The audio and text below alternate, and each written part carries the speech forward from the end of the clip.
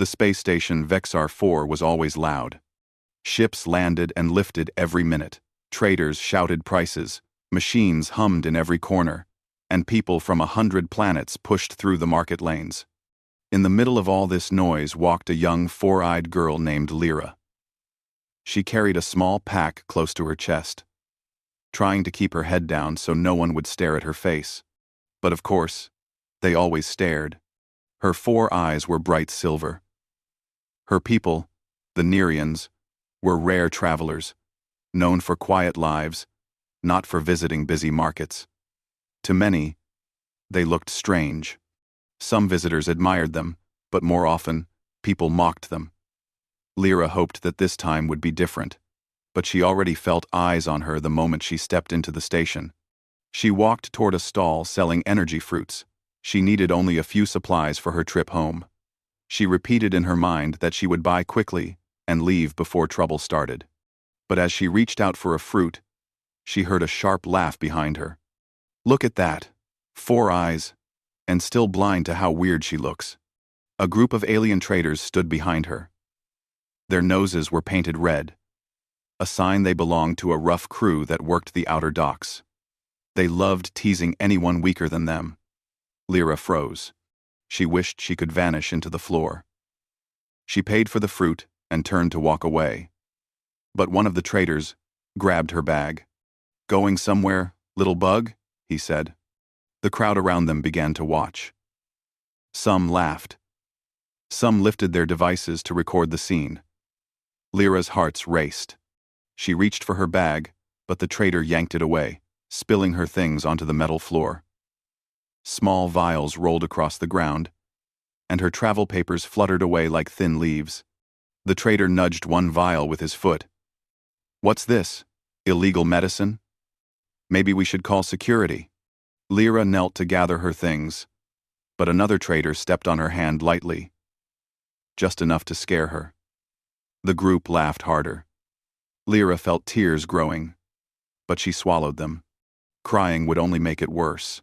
She whispered, "Please, return my bag. Did you hear that? She thinks she can tell us what to do," another trader said, leaning down close enough that she felt his breath on her face. People watched but said nothing. No one wanted to anger the trader group. Lyra's 4 eyes trembled as she looked around, hoping anyone might help. But the crowd only stared. She tried again to reach for her bag. And then, a shadow moved. A tall human stepped between her and the traders. His clothes were simple, dark jacket, travel boots, a small blade at his belt. Everything about him looked ordinary, except for one thing. He had only 1 eye. The other side of his face held an old scar that ran from his forehead to his cheek. His single blue eye studied the situation quietly. The traders looked him over and burst into laughter. "Look what we have here, a 1-eyed human hero," one shouted. Another added, "Maybe he sees half of everything. No wonder he came to help this creature." The human ignored their insults. He leaned slightly toward Lyra. "Are you all right?" he asked gently. Lyra nodded, but her voice shook. "They took my bag." The human picked up one of her fallen vials and placed it back in her hands. He spoke calmly, but his voice carried strength. "I'll handle this." "1." The traders smirked. "You? Handle us?" The human placed one hand lightly on the hilt of his blade, not to draw it, only to rest there. Then he looked at the traders with absolute calm. "Who wants to be first?" he asked. The words were soft, not loud or angry. But the entire crowd went silent. The laughter died. The traders stepped back without meaning to. Something in the human's voice carried danger, not the loud kind, but the quiet, certain kind that belonged to people who had survived too many battles. Whispers moved through the watching crowd. "It's a human soldier. He's fought in the Rim Wars. They say he lost his eye saving a whole squad. Don't mess with him." Lyra stared at him, surprised. She had never seen one human silence, a whole crowd, with only a sentence. The traders looked at each other. Their confidence melted.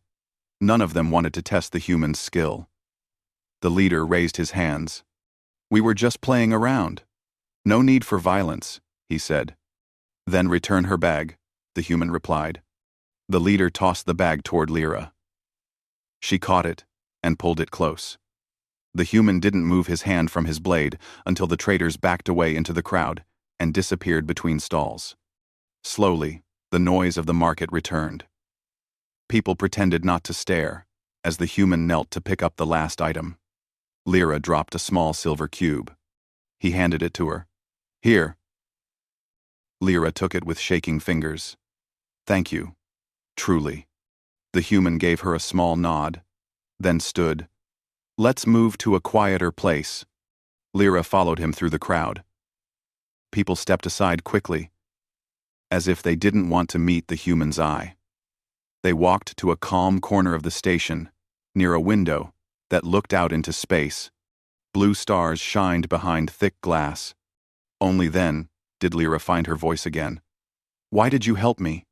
The human leaned against the wall and crossed his arms. "Because you deserved better. And because I know how people look at someone who looks different." Lyra glanced at the scar on his face. His missing eye had left a deep mark. She asked softly, "Did someone hurt you?" He shook his head. "A battle. Long time ago." She wanted to ask more, but she didn't want to seem rude. Instead, she bowed her head in gratitude. "Thank you, human soldier." He gave a small smile. "Name's Dane." "Dane," she repeated gently. "I'm Lyra." She hugged her bag tightly. Dane noticed she still looked scared. "They might try again," Dane said calmly. "Those traders don't take humiliation well." Lyra felt a cold shiver run down her back. "I don't want to cause trouble." "You didn't," Dane assured her. "They did." She looked at him with all four eyes, studying him for the first time. He didn't laugh at her face or stare at her the way others did. He simply spoke like she was normal. She asked, "Do humans always help strangers?" "Duh." "Oh." Dane shook his head. "Not always. But I do when someone needs it." Lyra nodded slowly. Her hands still shook. "I was only here to buy supplies. I'm supposed to board a transport soon. But now, I'm afraid to walk alone." Dane pushed off the wall. "Then I'll walk with you." Lyra blinked, all four eyes widening. "You don't even know me." "That doesn't matter." She felt warmth spread through her chest. For the first time in a long while, someone stood beside her without judgment. They began walking toward the docking area. The market felt different now. People still stared, but no one dared to come close. Dane walked with steady steps, always keeping her on the inside of the walkway, where she felt safer. Lyra felt small but protected. She tried to speak, to distract herself from her fear. "Your missing eye. Does it make things difficult?" Dane chuckled. "Sometimes. But humans adapt fast. I see enough to survive." "I think you see more than most people," she said softly. They reached a long hallway where travelers entered their docking gates. Lyra pointed toward Gate 19. "My transport is that way." But before they reached it, three familiar figures stepped into the hallway. It was the same traders. Their leader cracked his knuckles. This time, they were not laughing. "You embarrassed us in front of the whole market," he growled. Dane moved slightly in front of Lyra without thinking. "Walk away." The leader sneered. "We have friends who saw everything. If we walk away, we look weak. So here's the plan. You hand over the girl and apologize. Then maybe we won't break your other eye." Lyra felt her heart jump in her throat. Dane didn't move. He didn't touch his blade. This time, he didn't need to.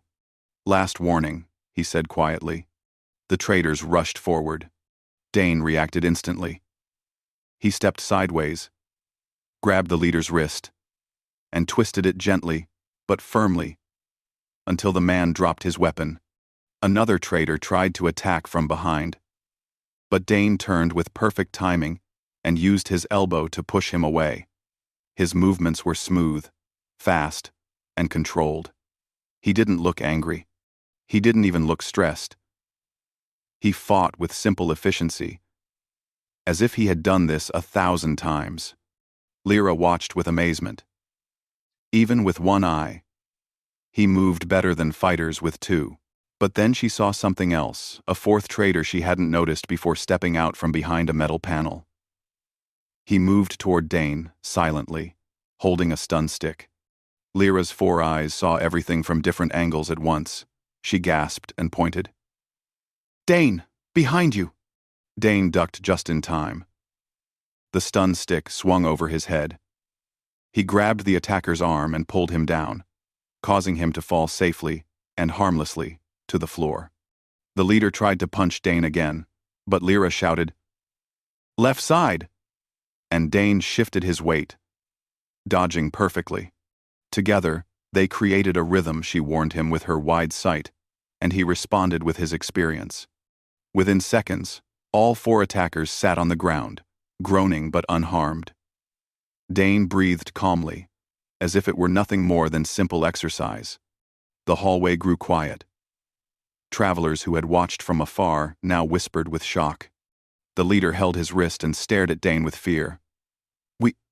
We didn't know she had backup." "She didn't need backup," Dane said. "She needed respect." The traitors scrambled away, disappearing down another corridor. Lyra exhaled shakily. You were amazing." Dane gave a small shrug. "I've had practice." "You saved me twice," Lyra said. "I don't know how to thank you." "You already did," he replied. "You helped me too." She blinked. "Me? How?" "You saw things I couldn't see. We made a good team." A warm, proud feeling filled Lyra's chest. No one had ever said such words to her before. They walked together toward her gate. When they reached the entrance, Lyra turned to face him. "And in every, to this lewing. I wish you could come with me," she said quietly. "I would feel safe with someone like you." Dane smiled softly. "Maybe our paths will cross again." Lyra looked at him one last time, this one-eyed human who stood up for her when everyone else stayed silent. "You are not like the others," she said. "You see people." "And you," Dane replied, "see more than most people ever will." The boarding door opened. Lyra stepped inside, still looking at him until the door closed. As the door sealed, she whispered to herself, "The crowd mocked me today, but he stood beside me. Humans, maybe they are greater than I imagined." Her heart felt lighter, her fear faded. And Dane, standing alone in the hallway, watched her ship prepare to leave, never realizing that this was only the beginning of something much bigger for both of them. Dane stood in the quiet hallway, long after Lyra's transport doors closed. The soft hum of engines echoed faintly, and blue lights blinked along the ceiling as the ship prepared for departure. He felt something unusual tug at his thoughts. He had helped many strangers before, but this time felt different. Lyra's 4 silver eyes had held fear and courage. She had trusted him without hesitation. That kind of trust was rare. He turned to leave the dock, planning to return to his small rented cabin on the lower levels. But before he even took 10 steps, a small voice behind him spoke. "Human soldier." Dane looked back and saw a tiny floating drone. It was round, metal, and buzzing softly with blue lights. The drone projected a small screen. On it was Lyra's face, only a few minutes old, recorded before she boarded. "Dane," her recorded voice said, "I am sending this message because I feel unsafe. I sensed the traitors were not finished. If something happens, I want you to know I am grateful." The message cut out. Dane's jaw tightened slightly. He knew people like those traitors. They were cowards alone, but bold when hiding in shadows. They hated losing, and they hated witnesses. He changed direction immediately. Instead of going downstairs, he walked straight toward the security monitoring deck. His steps were fast, controlled. He didn't panic. He calculated. When he reached the deck, 2 guards sat inside lazily, drinking warm cups of something sweet. "Can I help you?" one guard asked, bored. "A transport is about to leave Gate 19, Dane said. "I need to confirm the path is safe." The guard rolled his eyes. "Sir, we have hundreds of transports a day. They're all safe." "Not this one," Dane said. The second guard muttered. "Another paranoid traveler." But when Dane leaned closer and the light hit his scar, both guards stiffened. They recognized the mark. Soldiers from the Rim Wars carried such scars not from normal fighting, but from battles that shaped entire borders. Dane spoke simply. "Please, check. Now." The guards exchanged nervous glances, then checked the screen. The transport route appeared, bright and simple, until one guard frowned. "Huh. Strange." The second guard leaned in. "Why is the route changed?" "The ship is being guided to Dock Tunnel 7. Nobody uses that tunnel." Dane's eye sharpened. "Show me the live feed." The guards opened the camera feed to Tunnel 7. The tunnel was dim and quiet. But 3 figures stood around a maintenance door, figures wearing the same red nose markings as the traders from earlier. Dane didn't wait. He ran. The guards shouted something behind him, but their voices faded as he sprinted down the curving metal corridor. His boots pounded against the ground. His breath stayed steady. His hand brushed the hilt of his blade, but he didn't draw it yet. He only needed speed. The station alarm began to beep softly. Someone was forcing open a tunnel door. Lyra's transport was moments away from entering that very tunnel. Dane reached a sealed door that separated the public area from the restricted tunnels. He slammed his hand against the access panel. "Open!" A mechanical voice replied. "Access denied." Dane didn't wait. He stepped back and delivered one powerful kick. The panel sparked. The door slid open halfway, stuck in place. He forced it wider with brute strength and slipped inside. The tunnel ahead was long, dim, and filled with the smell of metal dust. Far ahead, he saw the 3 traders waiting in the shadows. They carried devices shaped like small charges, enough to stall a ship, not destroy it, but enough to make Lyra helpless. Dane's voice cut through the quiet. "You picked the wrong girl." The traders spun around, shocked. "It's him again," one shouted. "How did he find us?" Another cried. They didn't have time to finish their panic. Dane moved forward with calm focus. They raised their weapons, stun rods, metal bars, improvised tools. Dane didn't care. The first trader lunged. Dane sidestepped, grabbed his wrist, and twisted gently until the weapon fell. He pushed him down safely and turned to face the next attacker. "You ruined our business," the second trader yelled, swinging wildly. Dane lowered his head, letting the weapon pass above him, then used his shoulder to knock the man off balance. The third trader tried to run. Dane grabbed the back of his jacket and pulled him lightly down. The man fell on his knees, shaking. "Please, don't," he begged. Dane didn't strike them. He didn't harm them. He simply picked up the charges they tried to place and tossed them far down the tunnel where they clattered harmlessly. "You will leave her alone," Dane said calmly. "You will leave anyone like her alone." The traders nodded quickly. They believed him. Before Dane could take another step, the entire tunnel vibrated with the deep rumble of engines. Lyra's transport ship was approaching fast. Entering the tunnel path, Dane ran again, this time toward the platform where the ship would slow to adjust its alignment. As the ship passed overhead, Dane waved at the cockpit window. A pilot inside spotted him and activated emergency halt. The ship slowed with a groan of metal and hot air. The hatch opened. Lyra stood there. Her eyes grew wide when she saw him. "Dane? What are you doing here?" "You were in danger," he said simply.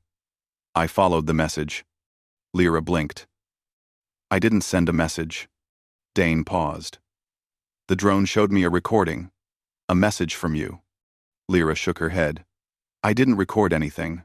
Someone else must have done it. Both realized at the same moment what had really happened. Someone wanted Dane to come. Someone wanted to lure him into the tunnel. The traders were not smart enough to do that. Someone else was pulling the strings. Lyra swallowed. The traders. They were working for someone? Dane nodded slowly. Yes. Someone with access to drones. Someone watching us. Lyra's fear returned, but Dane held up a hand gently. It's all right. The pilot stepped out and frowned. What is happening here? Before Dane could answer, the tunnel lights flickered. A louder alarm sounded, this one deeper, sharper. A voice echoed through the metal. Unauthorized presence detected in Tunnel 7. Lockdown engaged. Thick metal doors began sliding shut at both ends of the tunnel. Lyra gasped. We're trapped. Dane looked around quickly. Get back into the ship, now. Lyra hesitated only a second, then ran into the transport. Dane followed her inside. The pilot sealed the hatch as the metal doors clamped down outside with a heavy boom. The pilot shook his head. They closed us in. Someone must have hacked the station's system. Dane glanced at Lyra, then at the ceiling. This tunnel has emergency side exits. But someone doesn't want us reaching them. Lyra hugged her bag closer. Fear filled all four eyes. Dane knelt beside her. Listen to me, he said quietly. You helped me earlier. Now I help you. We will get out of this. I promise. Lyra's breathing steadied. She nodded. I trust you. The ship's small cabin was tight, with blinking panels and narrow seats. Dane walked to a control screen and studied it carefully. The tunnel doors are locked, but the manual override is on the far side, Dane said. The pilot groaned. That means someone has to walk outside the ship in the tunnel, while the station system is hostile. I'll go, Dane said. Lyra grabbed his sleeve immediately. No, it's dangerous. Dane met her eyes gently. I've survived worse.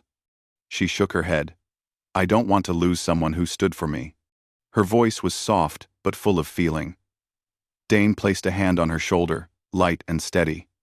You're not losing me. I'll be back. He stepped toward the hatch, but Lyra suddenly said, Wait. He turned. I can help, she said. My four eyes. I see movement. You cannot. I can see when things shift. When lights blink. When machines change rhythm. Dane considered it. She was right. Her senses were sharper, wider. He nodded. Then you'll guide me from here. The pilot opened the maintenance door, and Dane stepped into the tunnel once more. The air was colder now. Lights flickered in strange patterns clearly hacked. Dane moved slowly, listening to Lyra's voice through the ship's speaker. Dane, stop. There's a security drone on your right. Wait. He froze. The drone floated past silently. Go now, Lyra whispered. He moved. Duck. The sensor above you is scanning. He ducked. Step left. There's a loose panel on the floor. Loose. He stepped left. Lyra's guidance was perfect. Her four eyes saw different angles at once. Dane trusted her. Completely. Finally, he reached the manual override panel. Sparks flickered from it. Someone had forced it open earlier. Dane pulled a cable out, twisted two wires together, and pressed a switch. The tunnel doors groaned. Inside the ship, Lyra gasped. Dane pushed the lever fully. The metal doors slid upward, returning control to the station. Light from the open corridor filled the tunnel. Dane spoke into the speaker. Lyra, you're clear. Tell the pilot to move the ship. The ship engines hummed again. The hatch opened for Dane to re-enter. He stepped inside, wiping dust from his jacket. Lyra ran forward and stopped just a little in front of him. You're safe. So are you, Dane said softly. The pilot steered the transport out of the tunnel. Once they emerged into open station space, he set a course away from Vexar 4. After a long, quiet moment, Lyra finally spoke. Dane. You saved me 3 times today. You didn't have to do any of it. Why? And Dane looked at her 4 worried eyes, at her trembling hands still holding her bag. Because I know what it's like to be mocked, he said, to be injured, to feel alone, and because someone should have stood for me once, so I stand for others now. Lyra's throat tightened. Then I hope you will stand with my people too. Dane paused. Your people? She nodded shyly. Yes. They would welcome a human like you. A brave one. A kind one. We travel through dangerous regions. We need someone who protects and understands. Dane considered her words.